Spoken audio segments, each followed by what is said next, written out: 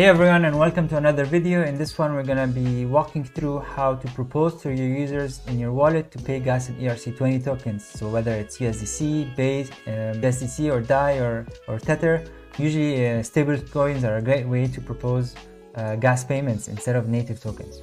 So if you haven't looked at the previous video before, I highly recommend you to watch it. In this one we're only going to show the Paymaster step, but you should watch the video, send your first transaction or user operation, because we're only going to cover the get Paymaster data step. So without further ado, let's get started. So we need to get set up. I'll go to the Candide dashboard because we need an API key from the Paymaster. I'll create a new app here and we're going to use testnet on Sepolia, and we're going to do our demo in Sepolia. From there, I'll get the Paymaster URL, I'll copy it, and then I'll add it in our app. So I'll add in Paymaster RPC. Oh, this is our URL, and then we'll also hard code the token address for now that with the token that we're going to be using. In this tutorial, we actually use Candide test tokens. You can request some from the Discord. I already funded my account or my smart account with some Candide test tokens. And we'll get the token address from the token supported page. I'll go here on testnet Sepolia. I'll copy this address. And then we're actually going to be using an instance class of Candide Paymaster.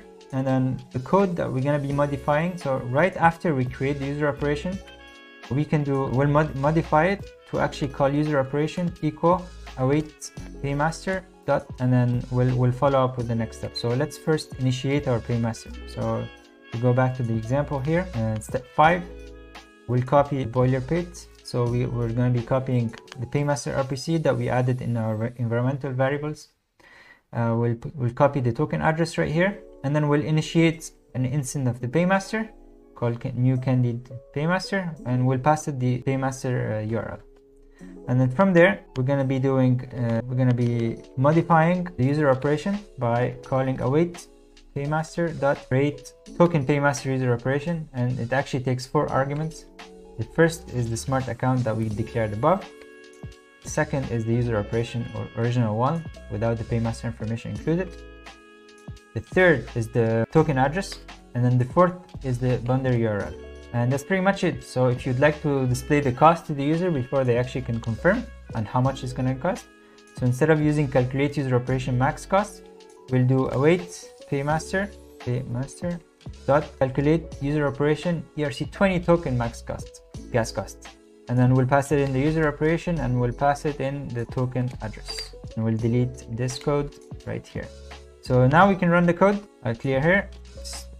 Yes. So if we're running the code here, we're actually console logging the cost in way. We're consoling the account address itself. And we got an error.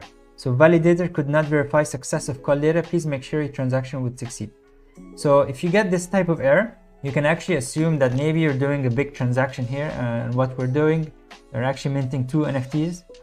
Which could be limiting or actually needs more call gas limit increase. So you can actually do overrides and say to the Paymaster, hey, I'm willing to pay a little bit more.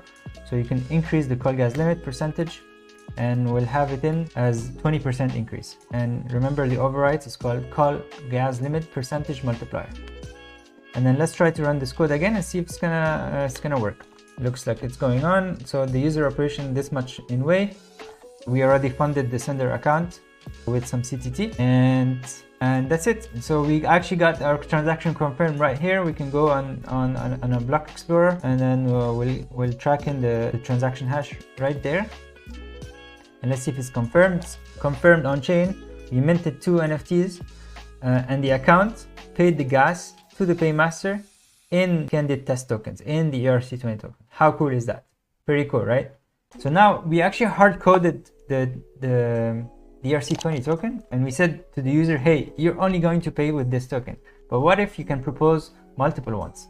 So the way you could do it is you can actually propose and say, hey, here's my supported tokens, and I'll call the Paymaster and say, hey, fetch the supported ERC-20 tokens and their Paymaster metadata, and you pass it in the entry point contract that you're actually working with. So we'll do our safe account instance dot default entry point, and then let's run only this code, and I'll console log this for you, supported token, and let's comment out all the rest of the code here.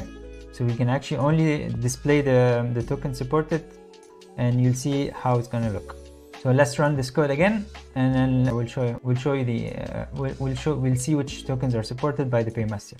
So the Paymaster responded, hey, on Sepolia we're supporting Candide test tokens. Indeed, this is the account address, and this is the information regarding the Paymaster, and some information that you might need. That's pretty much it. That's how you support your users in paying gas in ERC-20 tokens.